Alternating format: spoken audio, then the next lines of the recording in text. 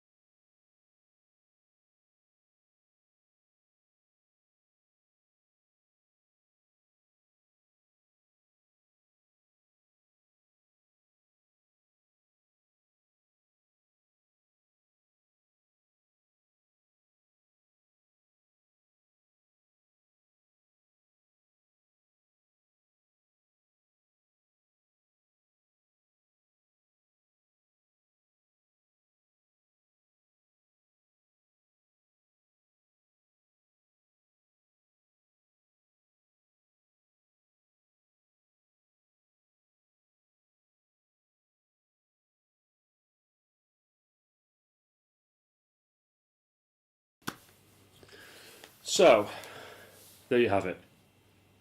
Awesome camera. Fantastic. For what you get, that's brilliant. I mean, there are other HD kind of action cams out there, and I've not used any per se, but from what I've seen with this so far, I'm impressed.